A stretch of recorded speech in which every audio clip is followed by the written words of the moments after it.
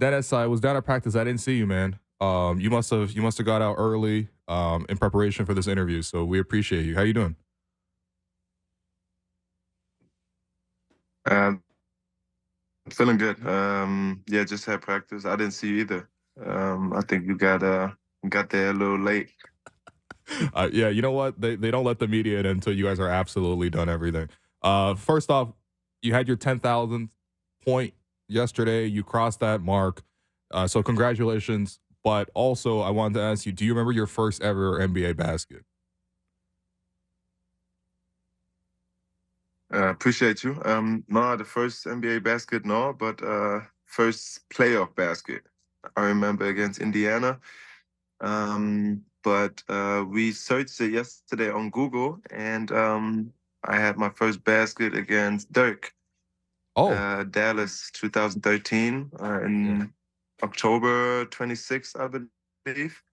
So yeah, that's pretty special. Yeah, I couldn't find the video of it, but it just says in the box score that you got the assist from DeMarre Carroll, who's also a former Raptor. I don't know if you remember how DeMarre Carroll set Yeah, you that's up, my but guy. yeah, that's your guy? All right. No, I didn't. I mean, 2013, I couldn't shoot for nothing, so it probably was a layup or something like It fast does break, say it was a probably. layup. I got the play by you. You came in the game and almost immediately For sure. bang. Yeah, Yeah. that's good. You got it out the way. Yeah, yeah, yeah. Okay, so the topic of the day around the NBA is keeping the ball for special occasions. Did you get the ball last night for your 10,000th? Yeah, I got it. Okay. Yeah, Giannis had a little trouble, I seen on social media Yeah. What are the yesterday. unwritten rules around that? Are you guys aware when something like that happens that someone's going to grab the game ball? Is it on a teammate or assistant coach? We had Kyle Lowry here for years, and he was like Yeah. obsessed with always making sure they got the game ball for everyone. What are kind of the unwritten rules for that? I mean, I went to the locker room and I forgot. I mean, people came to me and was like, "Oh, it's 10,000 career point," and went on social media. I seen it, and then I asked the PR guys if they can give me the game ball, and they said, "Oh, we're gonna give it to you tomorrow. Don't worry." So, I mean, good organizations like Toronto is. They made sure that I'm getting the ball. Got it today, so that's pretty special. Yeah. I do wonder what happened yesterday because uh when you said when you beat one of Kareem's records, I feel like you should get the game ball, especially when you also get the win there too. But we'll definitely Yeah, talk about that a little and bit later. especially at home. I mean, Yeah. Indiana just took it for a guy. I mean, I respect that too, your first career points, but I mean, you lost first of all, and then somebody got close to 70 points. You got to get that. Yeah. I also found out today there's 3 official game balls for every game. But Uh Giannis says there's only one that counts though. Like is Giannis telling the truth that by the end of the game you would know the feel of that day's game ball eh, versus another ball? Because Giannis says they swapped it out and he could tell. Oh, really? Yeah. Yeah, I mean, I couldn't tell. I yeah. mean, he got the, ball in his hands probably 90% of the time, so he probably Yeah. can tell. Yeah, he shot 30 free Um, throws, so that means he had the ball for at that's what I'm least saying. 300 Yeah, seconds. Yeah. Okay, let's yeah. talk No, about last that's night's game. You guys were able to beat the Hawks. Obviously, the tricky coverage every time you play the Hawks is Trae Young, right? Speaking of a guy who with the ball in his hands a lot, he had 35, he had 17 assists as well. He had 5 turnovers. Like he basically had the ball for like more than half the game. You were on him for a lot of those possessions. What was the specific like ideas and coverages that you guys really focused in on pregame in terms of preparing for a player like Trae, who could obviously score and also pass from pretty much everywhere? Yeah. I mean, he's one of the best, pick and roll players in this league. Can shoot it from all 3 levels. Can pass it. I mean, 16, 17 assists plus 35 points. I mean, that's really hard to get. So really, really efficient as well. But we did a great job, I think, in the fourth quarter and in the third quarter to get stops. And limit him, of making those. I mean, 40 feet, 35 feet. I don't know how far he's shooting it from, but limiting those and just try to get him pass it a little bit more. And I think, we won the game, and we're just going to stick with that game plan probably for tomorrow.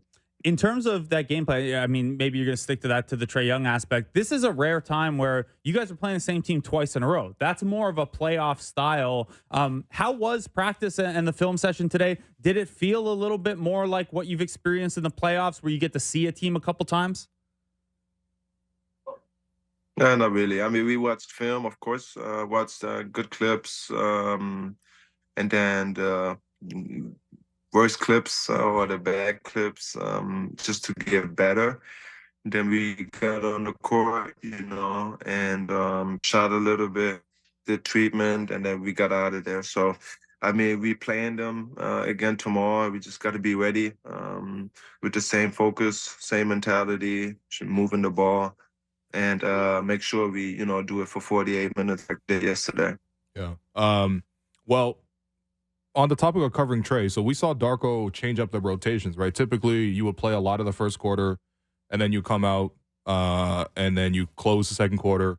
Same thing in the second half. Typically, you would play a lot of the first quarter or third quarter, rest for a while, and then come in to close for the fourth quarter. We saw in the second half when Trae Young came out the game early, because that's their substitution pattern. They like to take Trae Young out early in the first and in the third. Second half, you checked out when he checked out, and then you checked back into the game ahead of when you would typically play to go back against Trae Young. Take me through that process of, like, did Darko come to you with that idea? Did you have that idea? Did the coaching staff come with it? And how did you think that helped, limit at least Trae in the second half?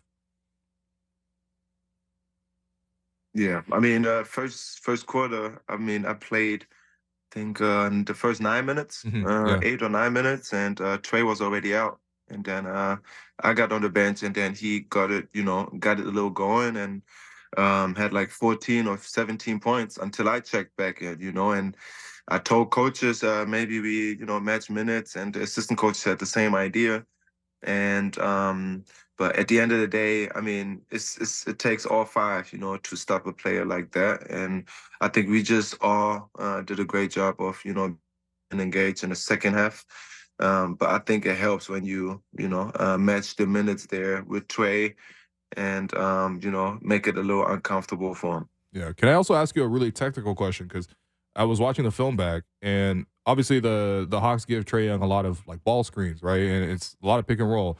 And you obviously can't go under on a guy who's shooting from 40. So you got to get through and fight through that screen. Something I noticed you do, you do this technique where you spin around the screen and you try to get back yourself into the play, kind of navigating the screen like that. Is that always something that you've done? And when, I guess, do you pick and choose to use that specific spin move to get back yourself into the play, fighting through the screen? Yeah, been doing it probably my whole career.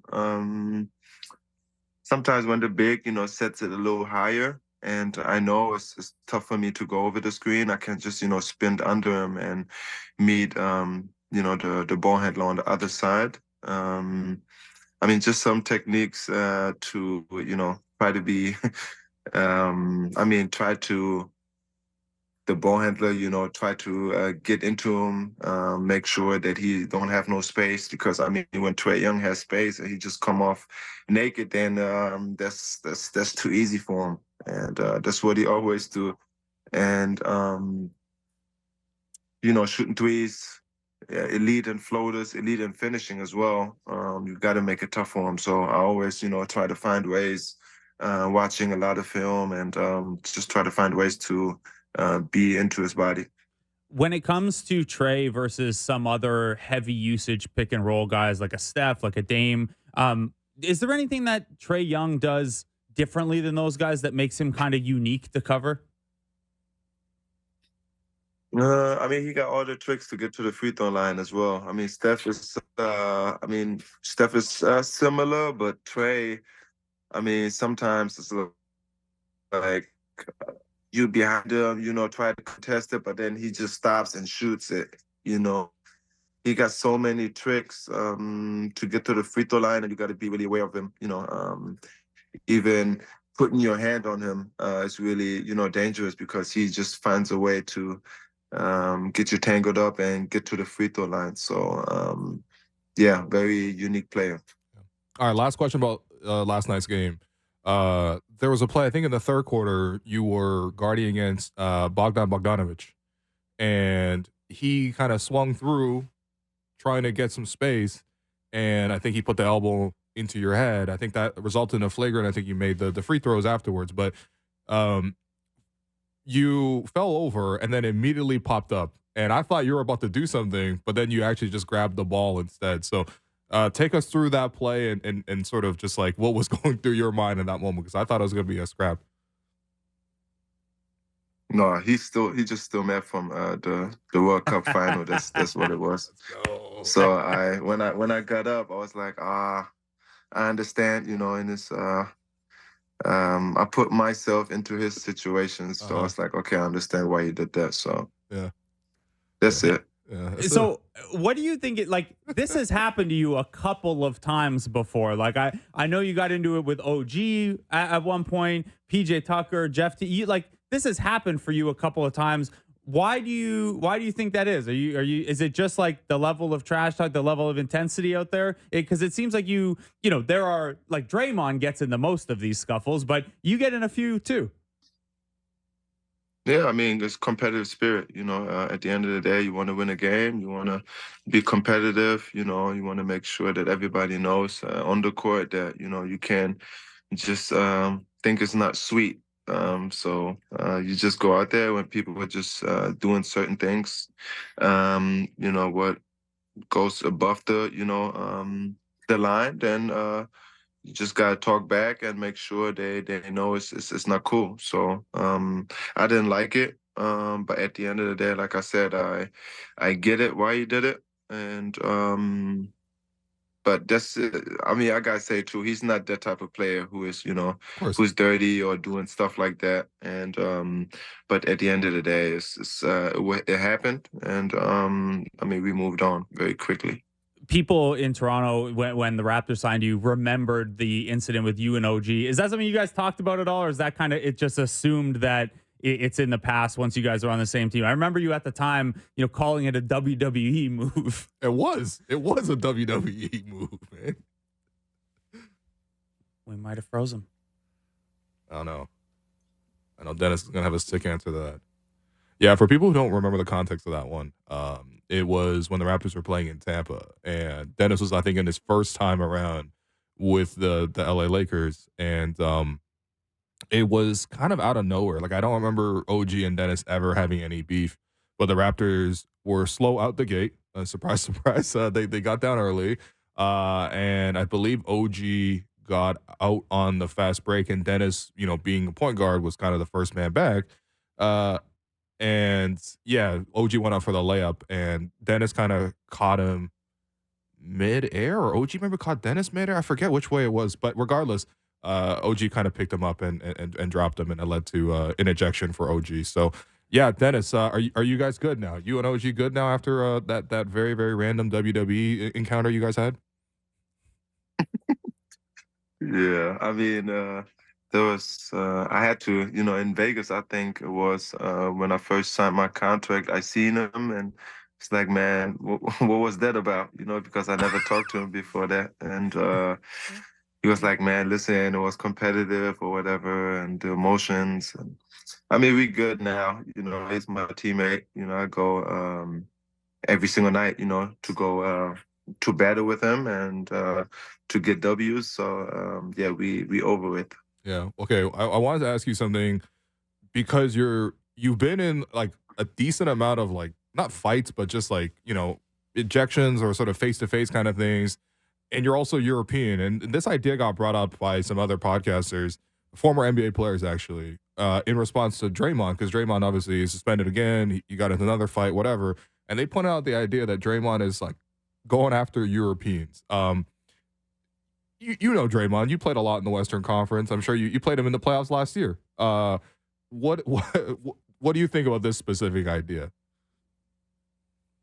I mean, that's just I don't think that's very true. That he goes for Europeans. I think he's just a competitive guy who want to win. He didn't. I don't think he meant to hit him as well. I mean, he holded his jersey. and he just tried to, swing. But I mean, he did hit him very bad. So, but I mean, it wasn't intentional. I feel like I know, and I play cards with him, and I mean, he's a very, very cool guy. But when he gets on the court, he's just competitive as hell. So, I really respect that about Draymond, and hopefully, of course, he apologized to Nurkic, but hopefully, he can play again soon because, I mean, it's just a competitive spirit about it. Of course, he hit him very, very bad, but I mean, it wasn't intentional, I believe. Yeah. Well, that's good. That's good to hear that because I think people who are how they are on the court is how they are off the court. I it's different because I think for him as well, it's just too many incidents in a row. You know what I mean? Like it's just too many in a row. Getting suspended indefinitely is wild though. I've never seen a suspension like that. You know? Me neither. I don't know. The NBA gonna do their job, but the one thing about Dylan Brooks, he's Canadian. I didn't know about it either. We had him in the playoffs last year and met him this summer in Germany, played against him, but met him afterwards. And he's another guy who's, kind of misunderstood, and he's really a good guy off the court. And I mean, that's people just, know them on the court and see what they do there, and they get judged by it. So, I mean, it is what it is. But It's tough to people get nicknames too. You know how Dylan he's calling himself Dylan the Villain, just like how you're Dennis the Menace. You know, like I didn't give you that. I didn't give you that nickname. I remember when I got to the Lakers, Bond always said the Menace. I remember that, but I mean, I never watched the movie either, so Okay. I don't really. Yeah, but I mean, yeah. I mean, you talk about the WWE stuff. Dylan Brooks leans into that. Like he dresses like a WWE character. He's, does the big stare down before every game and stuff now. He's leaning into it. No, but I feel like for every team, like you need somebody with an edge. Otherwise, like, you know what I mean? For Like, sure. otherwise you just get people run you over too much. It's competitive sports. Like people are always gonna try to push that envelope, and somebody's got to say like, no, that's the line. Obviously, you can't be punching people, but you got to know where you got to stand up for yourself, and you got to stand up for your teammates. Most importantly. Yeah, and it was Serge here for a couple of years. James Johnson before that. James Johnson actually just signed with the Pacers today. He's back in the league. Oh yeah, yeah, maybe for something like that too. So I mean, you trace the history of the Raptors. There have been some here too. Yeah, Dennis, is there James Johnson? Yeah, James Johnson. Yeah, I played with him in Atlanta. Really, really great guy. But you gotta be careful. Yo, I gotta ask you. There was always a story he would tell where he could like do he would flip and kick the mesh. I don't know if you ever seen him do this before, but he was in Toronto twice, and he would tell the story where he could do a backflip and kick the mesh of the rim like he was Jackie Chan or something. I don't know if you've ever seen this from him. Never seen it. Never seen it. Okay, maybe we're just believing anything that NBA players tell us. Yeah, he also, I mean, he trains MMA and like recently said he could beat like most of the UFC guys too. So I think he's undefeated in his like actual fighting career. Yeah, right? But like he's like coming at UFC guys. That's like you having a good pickup game and being like, yeah, I could take Dennis. For the record, Dennis, I could not take you, man. I cannot take you. Yeah, man, you sweet. We gotta see, buddy. We gotta see. All right, you understand? I'm also a different person on the court. So, all right, Dennis, we run out of time, man. But I appreciate you. Next week we're gonna ask you about Jeff Teague, all right? Because I looked up the video and there's one time where Jeff Teague tried to push you or try to fight you or something. We're gonna get an answer out of this because I know there's something spicy there for sure. Oh, Jeff, I just heard a podcast about him too, but I'm looking forward to that conversation next week. Yeah. All right, Dennis, appreciate you, man.